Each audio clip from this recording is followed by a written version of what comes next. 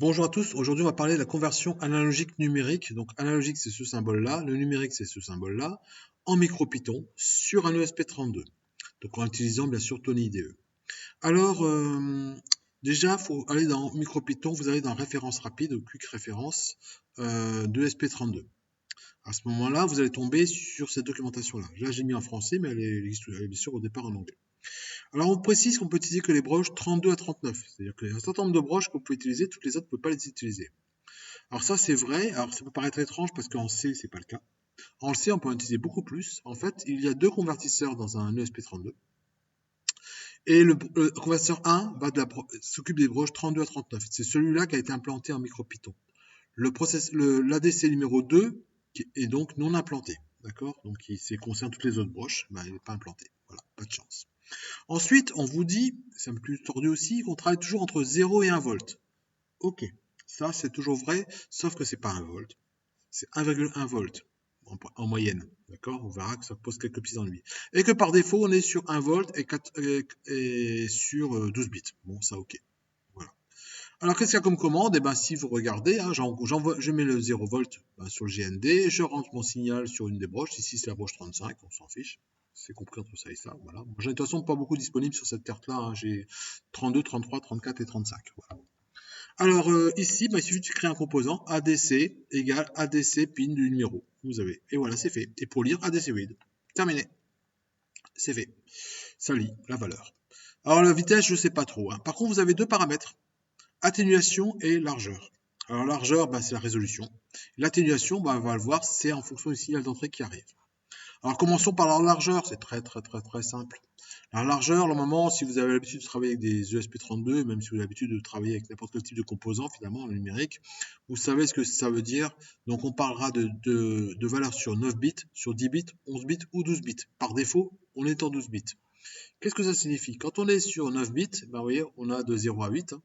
Si on descend, on aura 512 combinaisons de 0 ici à 511.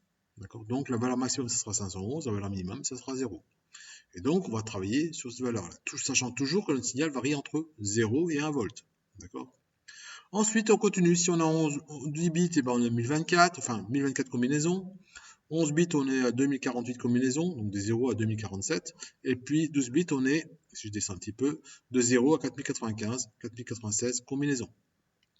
Si je ramène ça, pour comprendre le principe, si je ramène ça sur 3 bits, j'ai des 0 à 8, hein, de 0 à 7, d'accord, j'ai 8 combinaisons. Donc pour le 0, j'ai 0, et puis on avance comme ça. Et ici, j'aurai, je vais descendre un tout petit peu, hop, 1 volt. Donc là, quand j'aurai 1 volt, donc ici, je vais découper mon 1 volt en 8 tranches. Voilà. Et donc j'arrive à la 8e tranche, et j'arrive à la valeur numéro 7, de 0 à 7. Voilà. D'accord. Donc ça, on appelle ça le quantum. Le quantum, c'est une tension.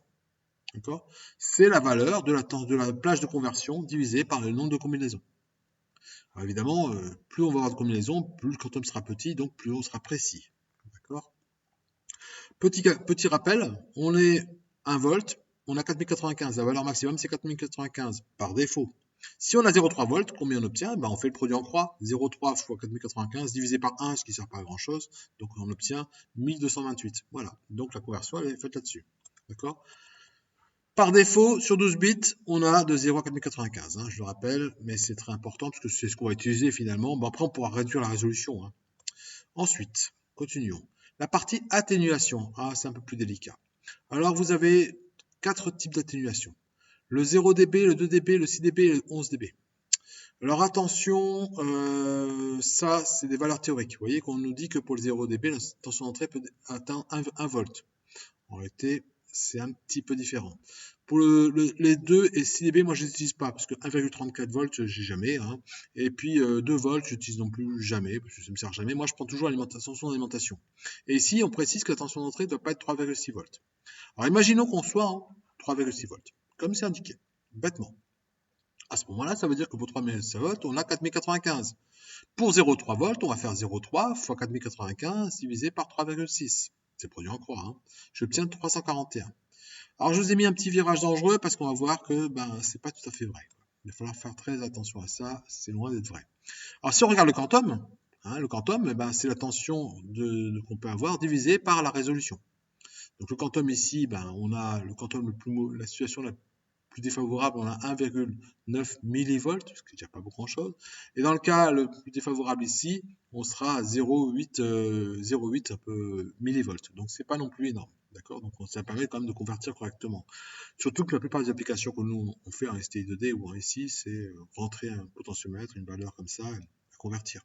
On n'a pas de choses très compliquées, ni qui va très vite d'ailleurs. Alors le programme, et ben voilà, un programme tout simple. Alors je vous en ai mis deux. Je vous en ai mis deux parce que j'ai mis deux convertisseurs. Parce que imaginez que je rentre sur deux entrées, qu'est-ce qui se passe? Ben, j'en ai créé un, ADC0. C'est un composant que j'ai fabriqué à partir de la fonction ADC. Donc il faut importer ADC ici. From machine, import ADC. Je dis la broche sur laquelle je travaille, je donne l'atténuation, je donne la largeur que j'ai choisie. Ici, c'est en pleine échelle, full range en anglais, 3,6 volts. Et puis ici, conversion, 12 bits, c'est par défaut. Si je ne mets pas cette ligne-là, ça fonctionnera très bien. Imaginez maintenant que j'ai deux composants, je vais l'appeler deuxième ADC1.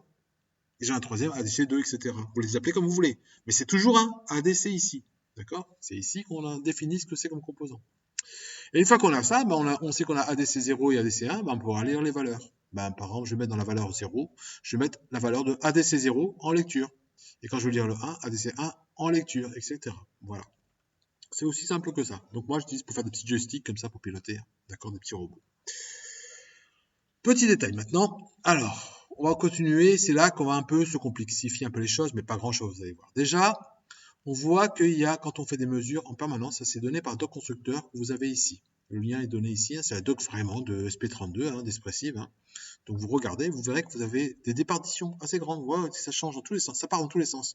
Donc pour avoir la valeur moyenne, qu'est-ce qu'il faut faire? Il conseille de mettre un condensateur sur l'entrée que vous voulez faire de 0,1 microfarad. Ça c'est conseillé.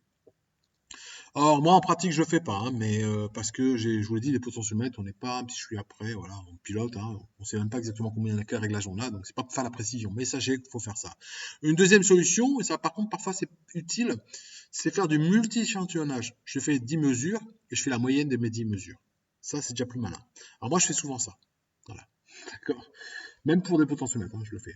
D'accord. Donc, je m'amuse à faire ça. Donc, on peut faire comme ça de multiples mesures. Ça, c'est très utile.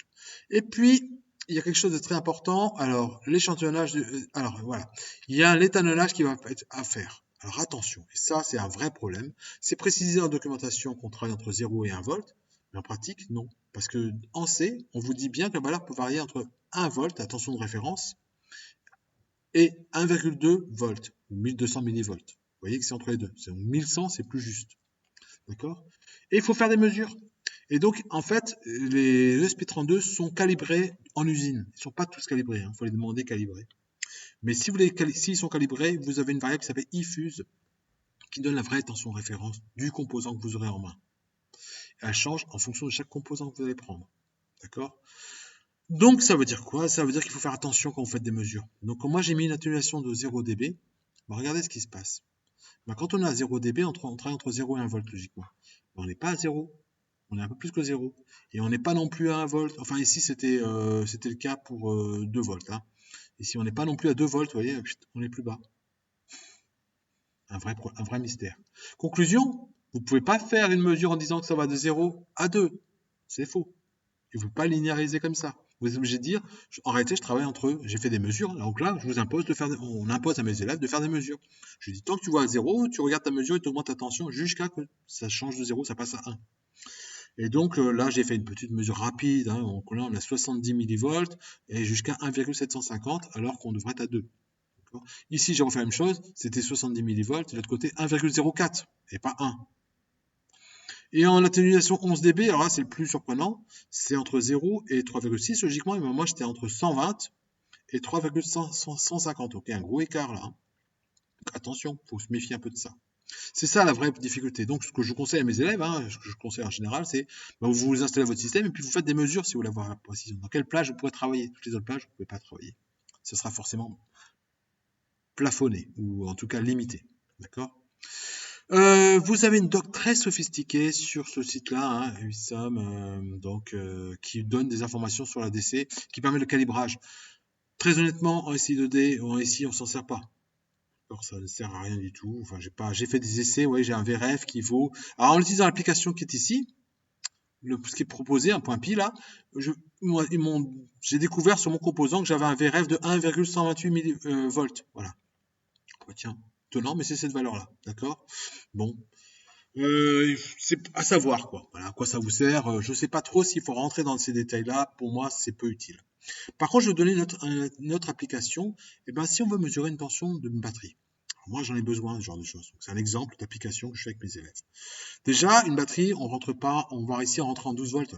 Donc une batterie en 12 volts, elle fonctionne en réalité entre 10 volts et 14 volts. 10 volts quand elle est déchargée, c'est pas 0 volts, hein, c'est 10 volts. Et puis maximum, ben, quand elle est chargée à fond, 14 volts. Donc évidemment, je ne peux pas rentrer ça sur un processeur. Donc qu'est-ce que je vais faire? Je vais mettre en place un pont diviseur de tension. La tension qu'on va avoir ici sera égale à R1, cette résistance, fois la tension de départ sur la somme des résistances.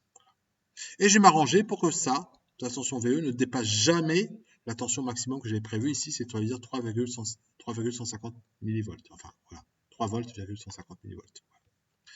Donc, qu'est-ce que je fais? Je définis une résistance R1 au hasard, parce que de toute façon, j'ai deux inconnus, R1 et R2. Hein. Et puis, je cherche mon 3 volts pour entrer, pour quand la tension maximum est 14 volts. Je fais un calcul, je trouve 39 kg. Résultat, à 10 volts, je sais que je serai à la valeur 2,40 volts. Et puis sinon, voilà, cette valeur-là pour 14 volts. Ensuite, ça, je refais la conversion en numérique. Génial. Donc ça fait de travail pour mes élèves là. Hein. On cherche d'abord la valeur ici, on cherche un point diviseur, on cherche la tension. Une fois qu'on a la tension, on recalcule par produit en croix, mais en mettant la bonne valeur qu'on a mesurée. Hein. Hop, on refait notre système et on trouve deux valeurs. D'accord? Cette fois-ci, on est bon, parce qu'on a pris les bonnes valeurs ici. Enfin, une fois qu'on a ça, on va pouvoir calculer le pourcentage dans notre batterie.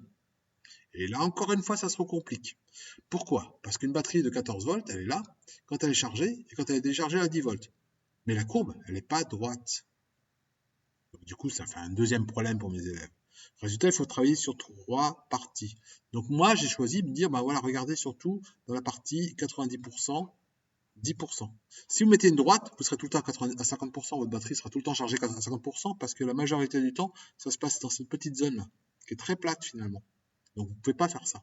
Donc pour regarder cette plante-là, on va faire une équation de droite ici, avec ces points-là. Et c'est comme ça qu'on fait. Donc qu'est-ce que je fais? Je prends une batterie de 12 volts, je sais que pour 1,7 volts, 11,7, on est là, d'accord? Et va varier entre 12,3 ici. Donc c'est cette pente que j'ai étudiée ici, hein, pour 10% et pour 10% et 90%. J'en déduis, après pour diviseur de tension, de nouveau le même calcul, la tension, et de la tension, je calcule un chiffre. Et ça donne la variation de mon pourcentage. Donc après, pour trouver le pourcentage de ma batterie, il faut encore faire tout un calcul, puisque quand on est ici, on est encore chargé à 10%. D'accord? Donc j'ai rajouté 10% à la variation, et je calcule la variation. Voilà. Vous voyez que c'est chaud. Pour des élèves, c'est parfois un peu compliqué, mais c'est un très bon sujet pour faire un exercice. Voilà. Très simplement. Voilà, j'ai fini cette vidéo.